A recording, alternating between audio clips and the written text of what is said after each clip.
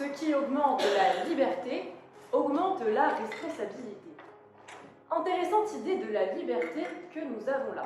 Mais laissons une chance à l'artiste, après tout c'est Victor Hugo, libre donc la suite. Être libre, rien n'est plus grave, dit Hugo. La liberté est pesante, et toutes les chaînes qu'elle ôte au corps, elle les ajoute à la conscience. Quel optimisme! Liberté rime apparemment avec oppression, dépression, charge mentale. Alors avant qu'on se suicide tous du haut d'un pont, prêtons-nous au jeu, examinons cette liberté responsable. Rappelez-vous de ce jour-là. Ça y est, c'est votre anniversaire, mais pas n'importe lequel, celui de votre majorité. Alors que vous soufflez vos bougies en pensant à toutes les folies que vous allez pouvoir accomplir, ou plutôt continuer d'accomplir légalement, ne faites pas les innocents, maman vous rappelle à l'ordre.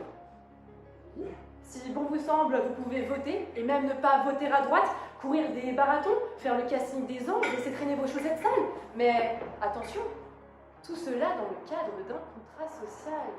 Et quand vous vous rebellez avec un « Oh, je fais ce que je veux, j'ai 18 ans », Rousseau, à cran, comme une claque. Une claque, car vous oubliez vos responsabilités, celles que vous seuls pouvez assumer.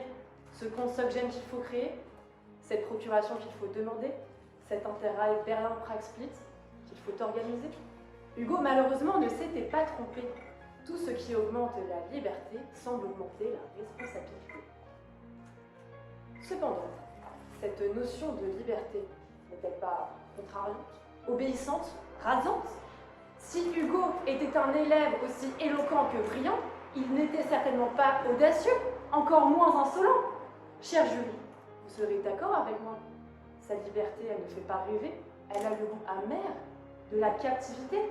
La liberté responsable de Hugo, finalement, c'est 50% de kiff, 50% de remords, 100 minutes de plaisir, 30 ans de galère. Mais bon, en même temps, faites l'amour, pas la guerre. Mais ne blâmez pas Voltaire ou Flaubert, car c'est bien la faute à Rousseau. Et oui, quand les devoirs de son cher contrat nous rattrapent, nous réalisons seulement qu'à 18 ans, nous n'avons acheté que cette liberté superficielle et artificielle. Et moi, je voudrais qu'on se rappelle que nous disons bien d'une personne qu'elle est libre comme un oiseau. Et à part celui de Twitter, l'oiseau a-t-il des responsabilités? Je ne vous ferai pas le portrait de l'oiseau, un autre s'en est déjà chargé, mais j'en doute fort qu'il en ait, cet oiseau, des responsabilités. Alors, chers étudiants, je vous annonce une bonne nouvelle. Nous aussi, nous serons bientôt libres comme des oiseaux lorsque nous quitterons nos académiques obligations. Enfin, la jeunesse dorée londonienne assouvira son plaisir suprême. Vivre d'amour et de bière fraîche. Mais en attendant, sur ma dissertation inachevée, sur mon drive de l'angoisse et mes documents partagés, sur ce travail de groupe où je suis la seule à bosser, et sur toutes mes responsabilités, j'écris ton nom. Présent.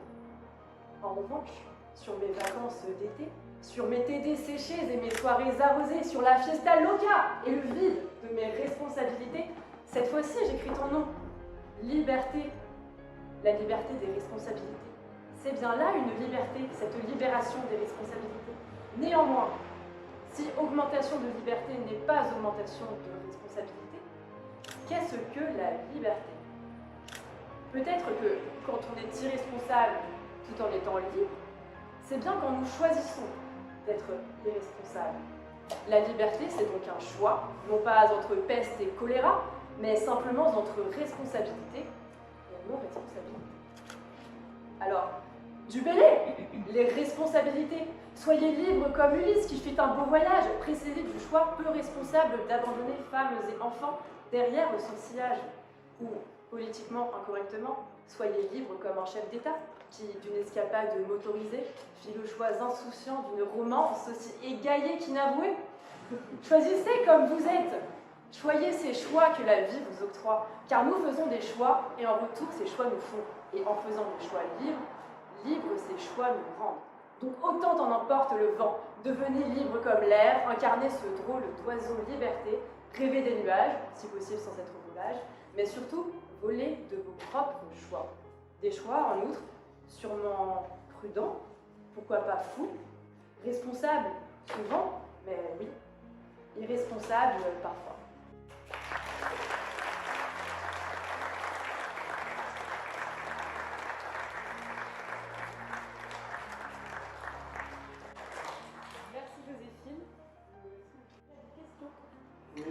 les chefs d'État, femmes ou hommes libres, et pour pas beaucoup les trouver irresponsables.